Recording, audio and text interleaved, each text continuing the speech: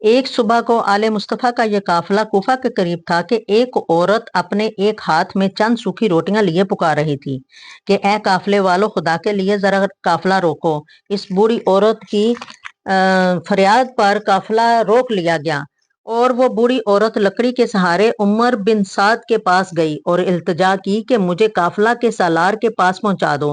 عمر بن سعد کے حکم سے اس بوڑھی عورت کو بنت علی سلام اللہ علیہ کے پاس پہنچا دیا گیا۔ بوڑھی عورت سیدہ کو دیکھتے ہی پاؤں میں گر پڑی اور عرض کی، اے پاک خاتون، مفلس ہوں، محتاج ہوں اور غریب ہوں، مگر پھر بھی جو کچھ ہو سکا لے آئی ہوں، اگر قبول کر لو تو خوش نصیب ہوں۔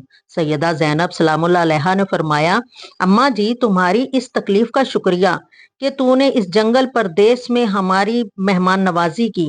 اور پھر پوچھا، اے نیک مائی، بتا تو کون ہے؟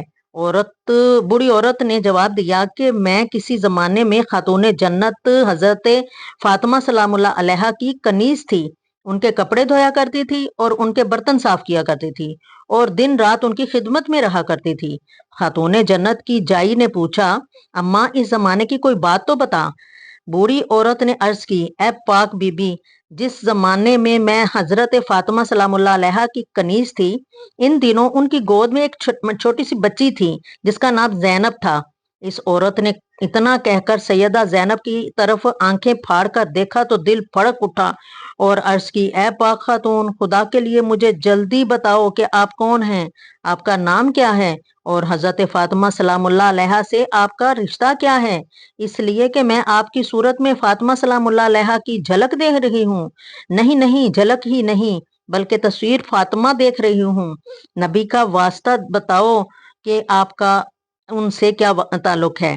سیدہ پاک کی آنکھیں اشکبار ہو گئیں اور فرمایا، اماں جان، فاطمہ سلام اللہ علیہ میری ماں تھی اور میں انہی کی لخت جگر ہوں اور میرا نام ہی زینب ہے۔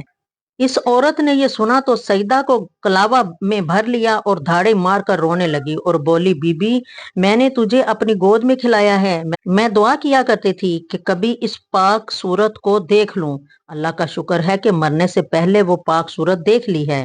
اے سیدہ، میرے سر پر ہاتھ رکھو اور دعا کرو کہ حشر میں بھی دامن زہرا ہاتھ آ جائے۔ سیدہ نے ہاتھ اٹھائے اور بارگاہ رب العزت میں اس کے لیے دعا کی کہ یا الہ العالمین، اس بوڑھی عورت نے اس جنگل و پردیس میں ہماری مہمان نوازی کی ہے تو حشر کے میدان میں ان کی ہر مشکل آسان کر دینا۔ اس عورت کی حالت بگڑ گئی اور دور ہی سے امام پاک کے سر کو سلام کیا اور پھر ہمیشہ کے لیے ختم ہو گئی۔